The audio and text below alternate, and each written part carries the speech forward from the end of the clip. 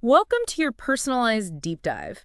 So it looks like you're really interested in how U.S. politics actually works, like the nitty-gritty of it all. Yeah, fascinating stuff. You've given us some great sources, too. Oh, really good ones Yeah. from that Social Studies Games YouTube channel Mm-hmm. and even a Cambridge University study. Wow, you went all out. And all of them tackle some seriously debated topics. Voting systems, interest groups, government spending, the media. It's quite the mix. It really is. You've given us a lot to unpack here, but it seems like you're especially interested in how the ideals of democracy, the theory, Right, actually play out in the real world. definitely. It's one thing to talk about democracy in the abstract, Right. but it's a whole other thing to see how it functions in practice. Uh, Totally. Okay, well, let's jump right in. One of the Social Studies Games videos right off the bat makes this pretty bold claim. oh, They say America isn't actually a pure democracy at all. interesting. They even use the term mob rule in some cases. Wow, okay, that's provocative. Yeah, it definitely got my attention. What do you think about that? Well, it's definitely a strong way to put it, but I think it highlights a crucial point. See, the video argues that a truly pure democracy would mean everyone has to agree on every single decision, Oh, I see. which, let's be honest, is pretty much impossible in a country as big and diverse as the U.S. I mean, think about it. We have so many different opinions, backgrounds, Right. values. Getting everyone on the same page all the time, not very realistic. Yeah, that makes sense. So then what's the solution? Well, that's the million-dollar question, isn't it? How do you balance making decisions efficiently Uh-huh. while also making sure everyone, all those different voices, feel like they're actually being heard? It's a tricky balancing act. For sure. And the video actually uses this really interesting analogy. They talk about a tribe of like 100 people trying to decide what crops to plant for the season. Okay, yeah. If they spend months debating every single detail, they might end up starving before they even get anything in the ground.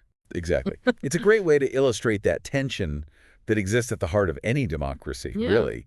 You have the ideal of pure self-governance, everyone having an equal say, Right. but then you bump up against the reality of, actually needing to get things done in a complex society. Sometimes you need to make decisions, even if not everyone's totally on board. Which leads us perfectly to another source you included, the Electoral College, and talk about messy realities. I think that's a great example. It basically explains how a presidential candidate can win the popular vote, meaning they get more individual votes from people across the country, Right.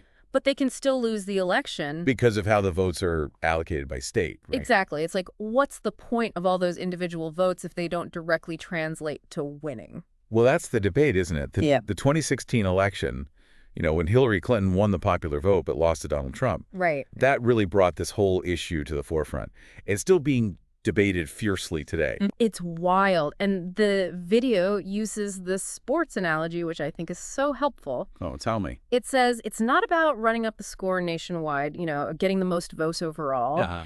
It's about winning enough individual state games to get the required electoral college votes, like a strategy game almost. It is, in a way. And that's the argument that some people make in favor of the Electoral College. They say it forces candidates to pay attention to a wider range of states, including those with smaller populations.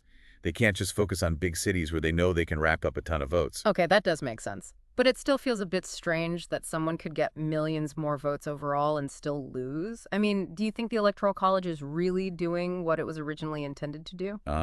That's the age-old question. It's been debated for centuries, and there's really no easy answer. Some people argue that it's outdated and doesn't reflect modern America, while others see it as a vital safeguard against, as they call it, tyranny of the majority. So you have these really strong arguments on both sides. It's definitely complex. Speaking of powerful forces at play, though, you included this really fascinating source about interest groups in U.S. politics. And there's this Cambridge University study cited in one of the videos that actually claims the U.S. is closer to an oligarchy than a democracy Wow. because of how much power these interest groups have. What are your thoughts on that? Well, that study definitely throws out a bold statement, but it does reflect a very real and growing concern about the role of money and special interests in American politics. It's true, interest groups, especially those representing wealthy individuals and corporations, can have a significant influence on policy decisions. Yeah, one of the videos even claims that some interest groups go beyond just lobbying, trying to persuade politicians. Right. They actually write legislation themselves. Oh, wow. And they argue that it streamlines things, makes the process more efficient, but it also makes you wonder who's really calling the shots. Absolutely. That's a great point. And it goes right to the heart of this debate about who truly holds power in a representative democracy. Is it the people through their elected officials, or is it these powerful, organized groups with a lot of money and very specific goals? Mhm. It's definitely something to think about as we delve deeper into your sources. Okay, so let's recap. We have this tension between individual voices and the need for efficient decision-making. Then we have the Electoral College adding another layer of complexity to how votes actually translate to power. Right. And then there's this whole question of whether elected officials are really representing the people or bowing to the influence of powerful interest groups. It's a lot to consider. It is.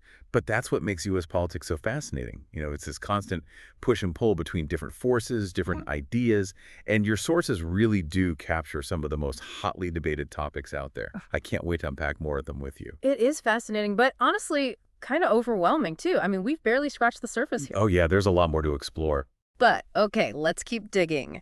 You also included a source about this classic guns versus butter debate. Right. When it comes to government spending, it always feels like such a tug of war, right? It is, absolutely. It's something every government grapples with. Not just the U.S. either. That's true. It's those fundamental trade-offs. Allocating resources. Like, do we put more towards defense and the military, the guns, so to speak? Right. Or do we prioritize things like social programs and domestic needs? The butter. And it always feels like you can't really have both. It's a constant balancing act, for sure. And the video, it uses the Great Depression and World War II as this case study, which I thought was really interesting. Oh, yeah, that's a good one. It explains how all that massive government spending during the war, on the war effort, it actually helped boost the economy in the short term. Right, it did. That's often the case with wartime economies, actually. But then it points out that it didn't necessarily translate to long-term benefits for everyone. That's the key takeaway. It's a really important point. It shows just how complex the relationship is between economic policy, national security, social welfare. All these things are intertwined. So during a crisis like World War II, you could argue that investing in those guns is crucial, right, for survival. Yeah. But then, okay, the crisis ends. What happens next? Right, exactly. What then? How do you shift gears, move those resources back to the butter side of things, without causing huge disruptions to the economy? It's not simple. No, it's not. And even then, did everyone benefit equally from all that spending during the war, even in the short term? Good question. It's something to consider for sure. Were some groups left behind? Did the benefits reach everyone? These are all questions we should be asking when we think about the government's priorities when it comes to spending. Where's the money going and who's actually benefiting? Exactly. And it's a debate that's still going strong today. Lots of strong arguments on all sides. Should we increase military spending, focus more on education, healthcare, social safety nets? There's no easy answer. Yeah. It often comes down to values, doesn't it? It really does. Mhm. Your values, your priorities, Yeah. they all factor into these decisions. Okay, so we've got the nuts and bolts of democracy. We've got these powerful interest groups. We've got this balancing act of guns versus butter. Uh-huh. But there's another massive player in all this that you wanted to dive into, and that's the media. And some of these sources you picked, they paint a pretty critical picture of how the media has changed over time. Yeah, the media landscape has definitely gone through some major transformations. Yeah. Especially with the rise of social media. Mm. It's changed how we consume information, how we form opinions. Everything. Pretty much. And I think Yeah. that's what your sources are really trying to grapple with. How do we make sense of this new reality? One of the videos, it traces this whole evolution. It starts with this idea that news reporting used to be more neutral, more fact-based. Like more objective. Exactly. But then it shifts to what we see a lot of now, which is more opinion-driven content. Some would even say biased content. It feels like everyone's pushing an agenda these days. I think there's definitely a sense of that. And it goes hand in hand with a growing distrust of those traditional media outlets. A lot of people feel that mainstream media, it's too tied to corporate interests, political agendas, so they're turning to other sources online, especially social media. Right. But then that leads to this whole other issue of fake news. Oh, yeah, that's a big one. And the video, it defines it not just as like completely made up stories, but more as a lack of honesty and balance in reporting. Interesting. It's like, are they just cherry-picking facts to fit a narrative instead of giving us the whole picture? Yeah, I think that's a really crucial point. Fake news can be outright lies, Yeah. fabrication, Right. but it can also be much more subtle. Using misleading headlines, leaving out important context, presenting information in a way that distorts the reality of It's things. just sneaky, It almost. can be. It's a Yeah. form of manipulation, really. It feels like the goal sometimes is more about entertaining people or pushing an agenda than it is about actually informing them. I see what you mean. And then social media comes along and throws fuel on the fire by creating these echo chambers. People only see information that confirms what they already believe, so it just reinforces those biases. Absolutely. And that's a huge challenge in the digital age. How do we break out of those echo chambers and actually engage with different viewpoints? How do we figure out what's trustworthy and what's not? When we're constantly bombarded with information, it's something we all have to grapple with. And your sources, they offer some good starting points for thinking about it all. They really do. So, okay, let's take a step back for a second.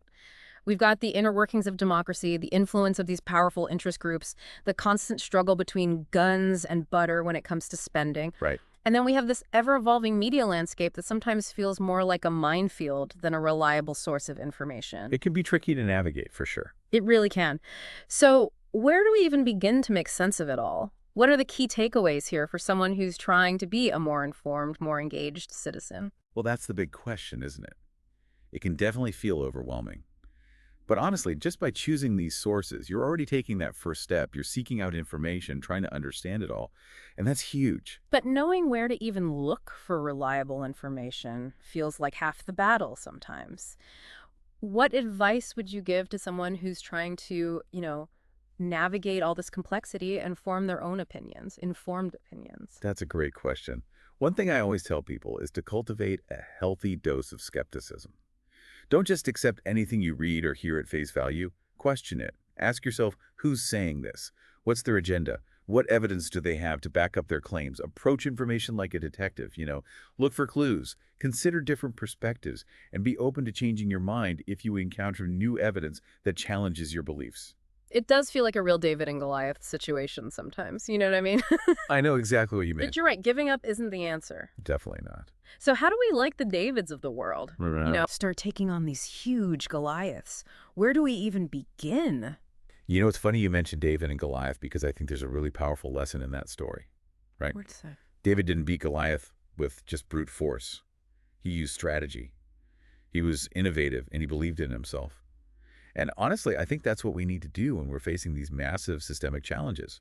We need to be strategic, we need to be creative, we need to be persistent. I love that. So how do we apply that kind of David versus Goliath strategy to something like campaign finance reform? Right. How do we start leveling the playing field when it feels like so much of politics comes down to who has the most money? Well, I think one of the first steps is understanding how the system actually works. Your sources, they touch on how these campaign finance laws, they've evolved over time, and how loopholes in court decisions have created ways for wealthy individuals and corporations to have much bigger influence than they probably should. Right. So knowledge is power. The more you understand about the intricacies of campaign finance, the better prepared you'll be to actually advocate for change. Okay, so knowledge is like our slingshot. Exactly. But what about the stones? What are some actual things people can do to push for campaign finance reform? Well, there are tons of organizations out there that are working on this issue, both at the national and state levels. Mm. Groups like Common Cause Represent Us. These are really great resources for learning more about campaign finance reform and getting involved in those advocacy efforts. And you can always contact your elected officials, too. Let them know that this is an issue you care about. So supporting those organizations that are already doing the work and making our voices heard by our representatives. Exactly. What about those of us who maybe don't have a ton of time to dedicate to activism? Are there smaller, more everyday things that we can do to make a difference? Absolutely. Even small actions can have a big impact. Sharing information about campaign finance reform on social media, talking to your friends and family about it, even just donating a small amount to an organization working on reform, all of these things can help move the needle. And of course, don't forget to vote. Make sure you're registered and do your research on the candidates and where they stand on campaign finance before you cast your ballot. Right, every vote counts. Okay, so we've got campaign finance as one Goliath, but then there's this whole media landscape, which honestly sometimes feels like a jungle out there. I know what you mean. Truth is getting lost constantly. So how do we as individuals, start to clear a path through all of that? Well, I think one of the most important things we can do is to support quality journalism. Subscribe to reputable news organizations, donate to nonprofit outlets, share well-researched articles with your friends and family. By supporting organizations that are committed to accuracy, fairness, and in-depth reporting, we can help to create a more informed and hopefully a more balanced public discourse. That makes sense. But how do we even know which news sources are truly reliable? It feels like everyone claims to be unbiased these days, but how do we actually tell who's telling the truth? That's a great question, and it really does require us to think critically. Look for sources that have a strong track record of accuracy, that clearly separate opinion pieces from factual reporting, and that cite their sources. You want to be wary of sources that rely heavily on emotional language, that present information without providing context, or that make sweeping generalizations. And remember, even the most reputable news organizations can make mistakes. So it's always a good idea to cross-check information with multiple sources. So it's about being our own fact checkers in a way. Exactly. We can't just passively absorb information anymore. We have to be active participants in evaluating what we're reading and hearing. And part of that is supporting those organizations that are committed to actual journalistic integrity. Absolutely. But there's so much information out there, it can feel impossible to keep up with it all. You're right. And that's why it's so important to be selective with what you consume. Instead of trying to read every article or watch every news segment, try focusing on a few key sources that you trust and that align with your interest. And honestly, don't be afraid to take breaks from the news cycle. It's okay to step away from the constant flow of information and just give yourself some time to process and reflect. That's good advice. Okay, so we've talked about some strategies for tackling these big Goliaths, supporting campaign finance reform, being more discerning about the media we consume, and supporting quality journalism. But what about the Electoral College? That seems like a much harder system to actually change. Where do we even begin with that one? The Electoral College is definitely one of the most challenging aspects of the U.S. political system to reform because it would require a constitutional amendment, which is a very difficult process. But that doesn't mean it's impossible. So how do we even start that conversation? It feels like people are so dug into their positions on this issue that it's almost impossible to have a productive dialogue. It could be a very polarizing topic for sure. But I think the first step is to try to move beyond the rhetoric and really understand the arguments on both sides. Why do some people believe the Electoral College is so important for protecting the interests of smaller states? What are the concerns about a potential tyranny of the majority if we were to switch to a purely popular vote system?